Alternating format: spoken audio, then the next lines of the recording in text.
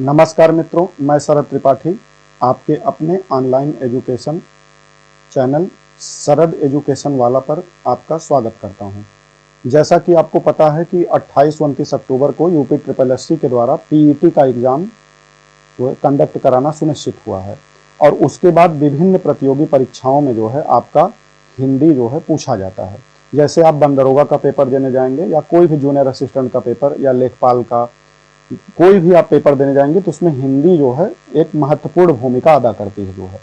तो उसी के परिप्रेक्ष्य में मैं आपके समक्ष जो है हिंदी का पहला चैप्टर जो है हिंदी वर्णमाला, जहां से कि निश्चित है कि आपके 1-2 क्वेश्चन या 3 क्वेश्चन के आसपास जो है 2 से 3 क्वेश्चन तो पूछे ही जाते हैं किसी भी कॉम्पिटिटिव एग्जाम में। तो मैं उसी परिप्रेक्ष्य में आपके सामने जो है हिंदी वर्णमाला का जो है कुछ टॉपिक आपके सामने प्रस्तुत करता हूं जो है।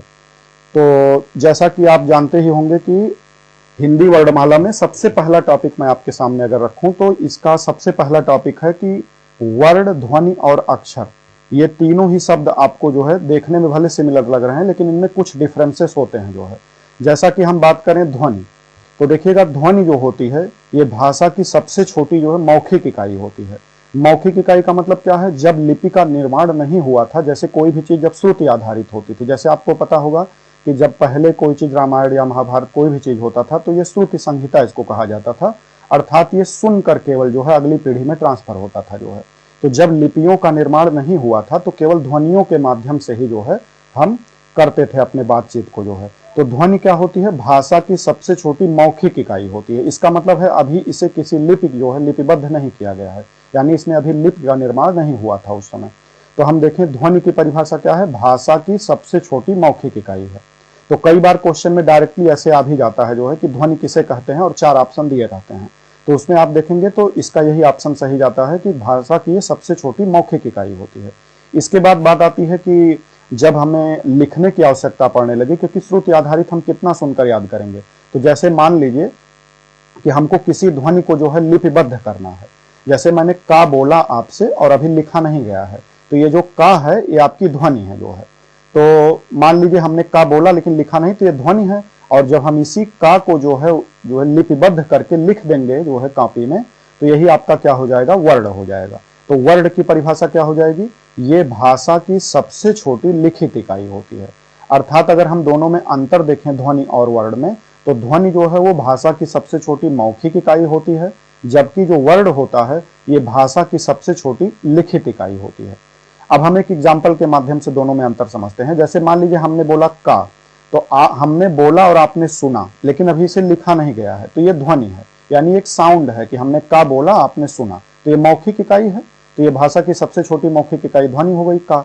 लेकिन इसी का को अगर हम कॉपी पे लिख दे जो है, जैसे का हमने लिपिबद्ध देवनागरी लिपि में हमने इसको लिख दिया का, तो ये जो है वही मौखिक इकाई जो थी ध्वनि, यही वर्ण का रूप ले लेगी। अर्थात अगर हम वर्ण को देखें तो ये क्या है? उसी मौखिक इकाई जो ध्वनि थी, अगर हम लिपिबद्ध उसी को कर दें तो यही आपका वर्ण का रूप रख लेगी। अर्थात वर्ण क्या हो गया? ये भाषा की सबसे छोटी लिखित इकाई होती है। जैसा कि हम देखें का, खा और गा इत्यादि जो है जितने भी आपके वर्ण होते हैं, ये सभी क्या है? जो है भाषा की सबसे छोटी मौखिक लिखित इकाई है। और इन्हीं को जो है एक क्रमबद्ध तरीके से अगर हम लिख दें तो यही वर्णमाला आपका बन जाता है। आइए अब हम लोग देखते हैं कि अक्षर क्या चीज होता है। जैसे आपने कई बार सुना होगा कि इसमें 2 अक्षर के शब्द, 3 अक्षर के शब्द, जब आप छोटी कक्षाओं में रहे होंगे तो इस तरीके की चीजें पढ़ाई जाती थी। तो आइए हम लोग देखते हैं कि अक्षर क्या चीज होता है। तो देखिए अक्षर जो होता है ये 2 या 2 से अधिक वर्णों के योग से यानी मेल से बनता है। यानी 2 मिनिमम इसमें 2 रहेगा। अगर 1 रहेगा तब तो वर्ण हो जाएगा वो, लेकिन मिनिमम इसमें 2 रहना चाहिए। जैसे अगर हम का देखें तो का एक वर्ण है, लेकिन अगर हम जो है इसका देखें कि अक्षर भी है, ये वर्ण भी है और अक्षर भी है, तो अगर हम इसको तोड़ें का को तो का प्लस आ आता है। इसका मतलब का एक अक्षर है और इसको अगर हमने वर्ण में तोड़ा तो 2 वर्ण हमें मिले, एक का और एक आ। तो अर्थात जो अक्षर होता है इसमें जो है मिनिमम कितने वर्ण हो सकते हैं? 2, और अधिकतम जो है कुछ भी हो सकता है। अभी हम आगे देखेंगे कि किसी शब्द में कितने वर्ण टोटल हो सकते हैं जो है। तो देखिए जैसा कि एक हमने संयुक्त व्यंजन लिया है छा, तो अगर हम देखें छा अक्षर में कुल कितने वर्ण हैं, तो देखेंगे छा को जो है जैसा कि आपकी स्क्रीन पे दिख रहा होगा कि छा अक्षर को जो है 3 वर्णों में तोड़ा गया है, एक का और एक मूर्धन्य सा और एक आ। तो अगर हम देखें टोटल गिने तो का 1 हो गया और मूर्धन्य सा 2 हो गया, और आ आपका स्वर है तो 3 हो गया। अर्थात अगर हम देखें तो 6 अक्षर में टोटल जो है 3 वर्ण आपके हैं, का, सा और आ। इसका देखिए जैसे परिभाषा में लिखा है ना कि 2 या 2 से अधिक वर्णों के मेल से जो है अक्षर बनता है। तो यहाँ देखिए 2 से अधिक है कि नहीं है, 6 में जो है का, सा और आ, तो यानी 3 वर्ण हो गए आपके। इसके बाद आइए हम लोग देखते हैं कि उदाहरणों के माध्यम से समझते हैं जो है कि कोई शब्द आपको दिया हो तो देखेंगे उसमें कुल कितने अक्षर हैं जो है और कुल कितने वर्ण हैं जो है। तो जैसा कि देखिए पहला शब्द आपको स्क्रीन पे दिख रहा होगा जो है राम। तो देखिए राम में जो है कुल 2 अक्षर हैं, एक रा है और एक मा है जो है, तो इसमें केवल 2 अक्षर हैं। अब देखिए अक्षर जो होता है जैसा कि देखिए ऊपर लिखा हुआ है स्क्रीन पे कि 2 या 2 से अधिक वर्णों के मेल से बनता है। और अक्षर का अगर हम संधि विच्छेद करें देखिए तो आएगा आ प्लस क्षर।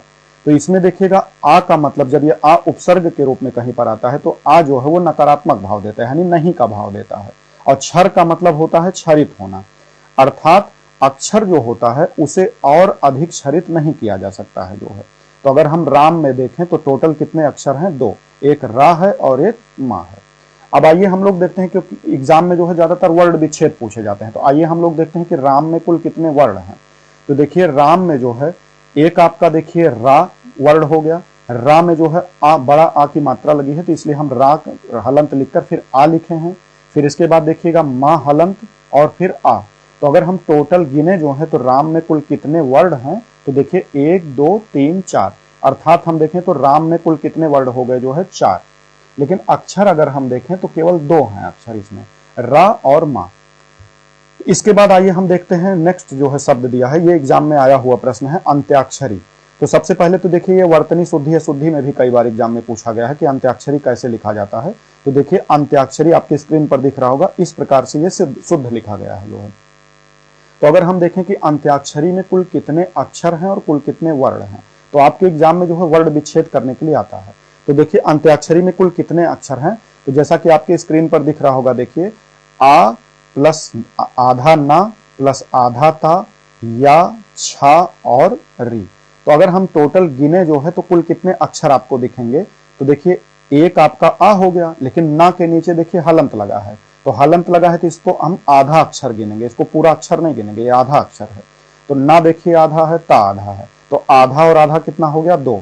तो आ 1 हुआ और ना और ता ये दोनों मिलकर 1 हुए, और या देखिए ये 3 हुआ, छा 4 हुआ और रा देखिए 5 हुआ। अर्थात अंत्याक्षरी में जो है कुल कितने अक्षर हैं जो है 5। इसके बाद आइए हम देखते हैं कि जो है अंत्याक्षरी में कुल कितने वर्ण हैं, क्योंकि एग्जाम में आपसे अक्षर विच्छेद करने के लिए नहीं आता है, वर्ण विच्छेद करने के लिए आता है। तो आइए हम लोग देखते हैं कि अंत्याक्षरी में जो है कुल कितने वर्ण हैं। तो देखिए जैसा कि आपके स्क्रीन पर दिख रहा होगा कि अंत्याक्षरी का हमने वर्ण विच्छेद किया है, आ प्लस ना प्लस ता प्लस या प्लस आ प्लस का प्लस सा प्लस आ प्लस रा प्लस ई, रा प्लस ई। तो इसके बाद देखिएगा जो है रा प्लस ई, ये गलती से आपका ई लिखा गया है, यहाँ पे रा होना चाहिए था। तो अगर हम टोटल गिन कर देखें तो कुल कितने वर्ण आएंगे जो है, तो देखिएगा 1 2 3 4 5 6 7 8 9 10। तो अगर हम टोटल वर्ण गिनकर देखें जो अंत्याक्षरी में तो कुल हमें 10 वर्ण मिल रहे हैं। तो कई ये क्वेश्चन एग्जाम में पूछा गया था कि अंत्याक्षरी में कुल कितने वर्ण हैं, और ऑप्शन दिया था 9 10 11 और 12। तो देखिए हमने पूरा गिन कर देखा तो हमें इसमें कुल 10 वर्ण दिख रहे हैं। तो कितना वर्ण हो जाएगा अंत्याक्षरी में, 10 वर्ण। अब एक बार हम और देखते हैं कि प्रेम शब्द अगर दिया हो तो इसमें कुल कितने जो है वर्ण हैं, क्योंकि आपके एग्जाम में वर्ण विच्छेद करने के लिए आता है, इसलिए हम डायरेक्ट अब वर्ण देखते हैं कि इसमें कुल कितने वर्ण हैं। और परिभाषा में मैंने आपको पहले ही बता दिया है कि वर्ण क्या होता है, भाषा की सबसे छोटी देखिए क्या होती है, ये लिखित इकाई होती है। ध्वनि से हमें मतलब नहीं है, क्योंकि ध्वनि जो है सबसे छोटी मौखिक इकाई होती है, तो जब लिपिबद्ध किया जाएगा तभी उसका अर्थ निकलेगा जो है। तो हम वर्ण और अक्षर ही ज्यादा एग्जाम में पूछे जाते हैं जो है। तो वर्ण क्या है, भाषा की सबसे छोटी लिखित इकाई, और अक्षर क्या है, 2 या 2 से अधिक वर्णों के मेल से जो है आपका अक्षर बनता है। तो आइए हम लोग एक शब्द लेते हैं प्रेम, और इसमें देखते हैं कि कुल कितने वर्ण हैं। आपकी जानकारी के लिए एक चीज मैं बता दूं कि जो सिरोरेखा के नीचे जो भी रा लिखा जाता है वो रा पूरा होता है, और जो सिरोरेखा के ऊपर रा लिखा जाता है, जैसे आशीर्वाद में लिखा हो, तो आशीर्वाद में जो रा सिरोरेखा के ऊपर लगता है वा के ऊपर, वो जो है आधा रा होता है। लेकिन जब भी सिरो रेखा के नीचे आपको रा दिखेगा तो आप उसे पूरा समझेंगे। यहाँ पूरा और आधा कहने का मतलब ये होता है कि आधा में स्वर रहित होगा और जब पूरा रहेगा तो रा स्वर सहित होगा। तो आइए अब हम लोग प्रेम शब्द को तोड़कर देखते हैं कि इसमें कुल कितने वर्ण हैं। तो देखिए इसमें पा आधा है तो पा हलंत हमने लिखा है। फिर रा में देखिए हलंत लगा के ए की मात्रा लगी है तो ए लिखा हमने, फिर माँ लिखा और माँ में हलंत लगा के आ लिखा। तो अगर हम टोटल गिनकर देखें कि इसमें कुल कितने वर्ण हैं तो देखिए 1 2 3 4 और 5। इस अर्थात जो है प्रेम शब्द में कुल कितने वर्ण हैं, जो है 5 वर्ण हैं। अब आइए हम एक नेक्स्ट शब्द लेते हैं प्यार। तो जैसा कि आपको पहले से भी पता होगा कि कई बार आपने ये कहावत सुनी होगी कि ढाई आखर प्यार का पढ़े सो पंडित होए। तो इसका मतलब है कि इसमें 2.5 अक्षर होता है। लेकिन आइए हम लोग गिन कर भी देख लेते हैं कि कुल कितने अक्षर हैं इसमें। तो देखिए जैसे कि आपको स्क्रीन पे दिख रहा होगा प्यार, तो इसमें देखिए पा जो है आपका आधा है, या पूरा है और रा पूरा है। तो या और रा को तो हम एक एक गिनेंगे तो 2 हो जाएगा, या और रा 2, और पा आधा है इसलिए हम लोग इसको आधा अक्षर गिनेंगे। तो कुल कितना अक्षर हो गया इसमें, या और रा मिला के 2 और पा जो है आधा, तो हो गया आपका 2.5 अक्षर। लेकिन एग्जाम में आपसे वर्ड विच्छेद करने के लिए आता है, अक्षर विच्छेद नहीं आता है। तो आइए अब हम लोग देखते हैं कि प्यार में कुल कितने वर्ण हैं जो है। तो देखिए पूरा वर्ड विच्छेद किए हैं और वर्ड की परिभाषा आपको बताए ही हम पहले कि वर्ड जो होता है वो भाषा की सबसे छोटी लिखित इकाई है। इसका मतलब जितना टूट सकता है उतना आपको तोड़ना है इसमें। तो देखिए पा हमने हलंत लिखा, फिर या हलंत लिखकर देखिए आ की मात्रा लगी है इसमें तो हमने आ लिखा, फिर देखिए रा हलंत, फिर आ लगाया। तो अगर हम टोटल गिने देखिए तो 1 2 3 4 और 5, अर्थात प्यार शब्द में जो है कुल 2.5 अक्षर हैं और 5 वर्ण हैं। तो अर्थात अब आपको जो है ये समझ में आ गया होगा कि किसी भी शब्द का जो है कैसे वर्ण विच्छेद किया जाता है जो है, क्योंकि आपके एग्जाम में यहाँ से एक क्वेश्चन आप देखिएगा एग्जाम में पूछा जाता है जो है यूपी ट्रिपल एससी पे। आइए अब हम लोग जो है हिंदी वर्णमाला का जो है नेक्स्ट टॉपिक देखते हैं कि वर्ण और अक्षर में क्या अंतर है। जैसा कि मैंने आपको पहले ही बताया था कि ध्वनि तो मौखिक इकाई होती है लेकिन वर्ण और अक्षर दोनों ही लिखित इकाई है। तो जब दोनों लिखित इकाई है तो इसका मतलब कुछ ना कुछ इसमें अंतर होगा जरूर। तो आइए अब हम लोग देख लेते हैं कि वर्ण और अक्षर में क्या अंतर होता है जो है। तो जैसा कि पहले ही मैंने बताया था आपको कि वर्ण जो होती है ये भाषा की सबसे छोटी लिखित इकाई है और अक्षर जो है ये 2 या 2 से अधिक वर्णों के मेल से बना होता है दोनों लिखित इकाई लेकिन थोड़ा सा अंतर है। तो देखिए लिखा है अक्षर जो है इसका मतलब ये जिसे और अधिक क्षरित ना किया जा सके। जैसे मान लीजिए हम छ एक अक्षर ले लें तो इसको आपको और अधिक क्षरित नहीं करना है, इसका मतलब छ एक अक्षर है। लेकिन अगर हम छ अक्षर में देखें कितने वर्ण होते हैं टोटल, तो आप देखिए छ अक्षर में छ जो है वो का प्लस सा प्लस आ से मिलकर बना है। इसका मतलब छ अक्षर में कुल 3 वर्ण हैं। इसका मतलब क्या हुआ कि एक अक्षर जो होता है वो 2 या 2 से अधिक वर्णों के मेल से बन सकता है। तो देखिए मैंने एक रीजनिंग के जो है पॉइंट ऑफ व्यू से इस चीज को लिया है कि जैसे सभी वर्ण जो होते हैं वो अक्षर हो सकते हैं। जैसे आ देखिए एक अक्षर भी है और वर्ण भी है, इसका मतलब सभी वर्ण अक्षर तो हो सकता है किंतु सभी अक्षर जो होते हैं वो वर्ण नहीं हो सकते हैं। जैसे मैंने अभी आपको बताया छ एक अक्षर तो है लेकिन ये वर्ण नहीं है। क्यों वर्ण नहीं है? क्योंकि वर्ण जो है वो भाषा की सबसे छोटी लिखित इकाई होती है। तो छ सबसे छोटा थोड़ी ना है, छ को अगर हम तोड़ेंगे तो वो का प्लस सा प्लस आ में आएगा, ये वर्ण विच्छेद है उसका। तो इसका मतलब वर्ण और अक्षर में जो है अब आपको अंतर समझ में आ गया होगा कि वर्ण जो होता है ये भाषा की सबसे छोटी जो है लिखित इकाई है और अक्षर जो होता है ये 2 या 2 से अधिक वर्णों के मेल से बना होता है। आइए हम लोग अब नेक्स्ट पॉइंट पढ़ते हैं जहां से आपके हर एग्जाम में जो है कोई भी आप कॉम्पिटेटिव एग्जाम देने जाएंगे तो वर्णमाला में यहां से जरूर क्वेश्चन आपको मिलेगा कि वर्णमाला जो है टोटल वर्णमाला में जो है वर्णों का एक निश्चित क्रम होता है जो है। तो सबसे पहला क्वेश्चन जो है किसी भी एग्जाम में आप जाते हैं तो ये पूछा जाता है कि हिंदी वर्णमाला में कुल वर्णों की संख्या कितनी है। कुल वर्ण मतलब टोटल लेटर इसमें कितने हैं वह हिंदी वर्णमाला में। तो जैसा कि आपको इंग्लिश में पता होगा कि इंग्लिश में जो है कुल कितने वर्ण होते हैं तो 26 लेटर होते हैं, उसी का जस्ट डबल कर दीजिए जो है तो आपको हिंदी का वर्णमाला मिल जाएगा यानी कि 52 वर्ण। यानी एक ये याद करने का तरीका है कि हिंदी वर्णमाला में जो है कुल वर्णों की संख्या कितनी होती है 52। अगर हम यहाँ से जो है वर्णमाला को बांट कर देखें तो ये 2 पार्ट में बटा है। इसको किस आधार पर बांटा गया है? तो इस आधार पर बांटा गया है कि जिन वर्णों को बोलने के लिए हमें किसी अन्य वर्ण की सहायता नहीं लेनी पड़ती है उन्हें स्वर कहते हैं, जबकि व्यंजन जो होता है उन्हें हम स्वरों की सहायता से उच्चारित करते हैं। इसी आधार पर वर्णमाला हिंदी वर्णमाला को 2 पार्ट में बांटा गया है, एक स्वर और दूसरा व्यंजन। तो स्वर क्या होते हैं?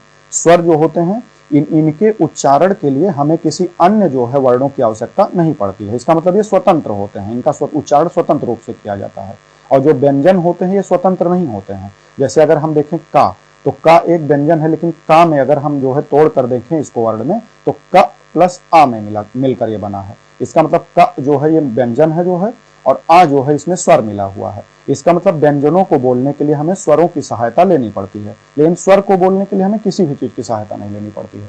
तो आइए हम लोग एक टॉपिक देखते हैं कि स्वर क्या होता है और स्वरों की संख्या कितनी है, और स्वर को जो है मूल स्वर और दीर्घ स्वर और संयुक्त स्वर में बांटा गया है। कितने मूल स्वर होते हैं, कितने दीर्घ स्वर होते हैं, कितने संयुक्त स्वर होते हैं।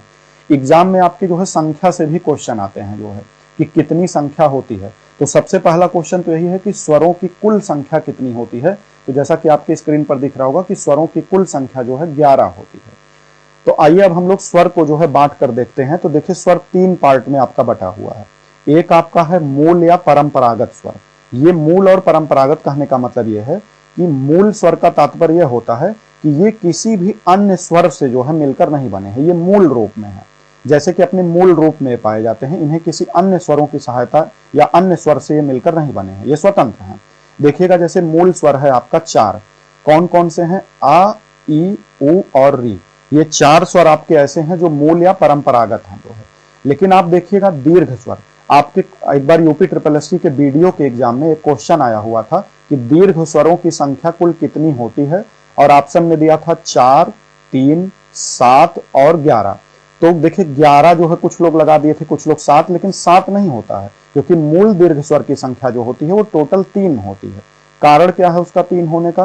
क्योंकि जो दीर्घ स्वर होता है इसका मतलब ही होता है कि मूल स्वरों को ही, जैसे आ लिखा गया है आ, तो अगर आप इसी को दीर्घ रूप में बोल दीजिए, मतलब थोड़ा सा इसको आप महाप्राण के रूप में बोलिए, जैसे आ आ, तो वही दीर्घ हो जाएगा आपको। और दीर्घ स्वर में जो होते हैं वो 2 मूल परंपरागत स्वर को, 2 सेम मूल परंपरागत स्वर से ही मिलकर बने होते हैं। जैसे अगर हम दीर्घ आ देखें तो वो 2 मूल दीर्घ स्वरों से मूल स्वरों से मिलकर बना है। जैसे आ प्लस आ, यानी एक जो दीर्घ आ है वो 2 लघु आ से मिलकर बना है। एक दीर्घ ई जो है वो 2 लघु ई से मिलकर बना है, और एक दीर्घ उ जो है वो 2 लघु जो है उ से मिलकर बना है। तो अर्थात दीर्घ स्वरों, मूल दीर्घ स्वरों की संख्या अगर आपसे एग्जाम में पूछी जाएगी तो आप 3 ऑप्शन सही मानेंगे।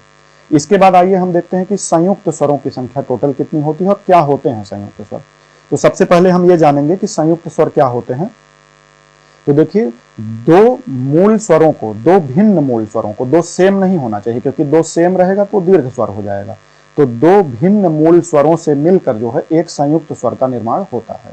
अर्थात संयुक्त स्वर की परिभाषा क्या हुई? 2 भिन्न मूल स्वरों से मिलकर एक संयुक्त स्वर का निर्माण होता है। तो संयुक्त स्वरों की कुल संख्या कितनी होती है? तो 4। तो देखिए पहला जो संयुक्त स्वर है वो आपका ए है। तो जो ए है वो आपका आ प्लस ई से मिलकर बना है। तो आप कोई भी एग्जाम देने जाएंगे तो ये संयुक्त स्वर भी पूछा जाता है कि ए जो है किन किन जो है मूल स्वरों से मिलकर बना है। तो देखिए जो ए है वो आ प्लस ई से मिलकर बना है। आप देखिए आ भी एक मूल स्वर है और ई भी एक मूल स्वर है, लेकिन क्या दोनों भिन्न हैं?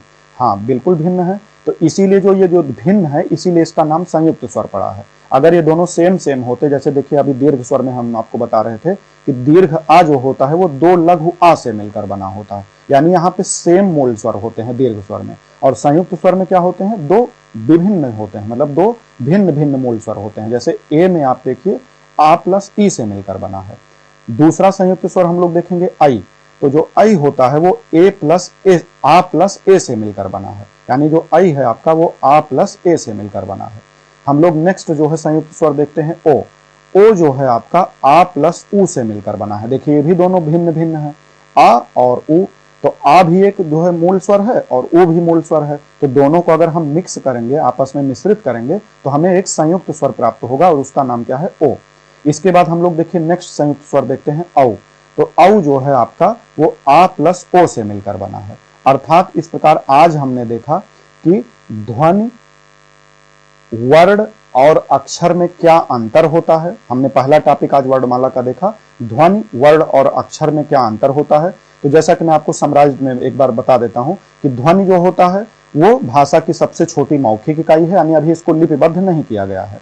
वर्ण क्या होता है? भाषा की सबसे छोटी लिखित इकाई होती है, यानी उसको लिपि में लिख दिया जाता है उसी ध्वनि को। अक्षर क्या होता है? दो या दो से अधिक वर्णों के मेल से जो है अक्षर का निर्माण होता है।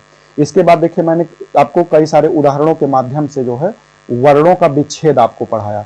इसके बाद हम लोगों ने जो है नेक्स्ट टॉपिक देखा था, वर्ण और अक्षर में क्या अंतर होता है। तो हमने आपसे कहा था कि सभी वर्ण जो होते हैं वो अक्षर हो सकते हैं, लेकिन सभी अक्षर जो होते हैं वर्ण नहीं हो सकते हैं। इसके बाद हम लोगों ने नेक्स्ट देखा था, जो कि सबसे इंपॉर्टेंट है, कि वर्णमाला जो है दो पार्ट में आपकी बटी हुई है और टोटल वर्णों की संख्या हिंदी में 52 है, जो कि दो पार्ट में बटा है, एक स्वर और एक व्यंजन। तो स्वरों की संख्या देखिए टोटल कितनी होती है? 11। इसमें से मूल स्वर की संख्या कितनी होती है? 4। दीर्घ स्वर की संख्या होती है 3 और संयुक्त स्वर की संख्या होती है 4। ठीक है मित्रों, आज हम लोग यहां तक देखें कि स्वर जो है क्या होते हैं। नेक्स्ट दिन हम लोग कल जो है देखेंगे कि व्यंजन क्या होते हैं, व्यंजनों का वर्गीकरण कैसे किया गया है। तो ठीक है मित्रों, धन्यवाद। आज यहीं तक, कल हम लोग इसी टाइम पर पुनः मिलते हैं।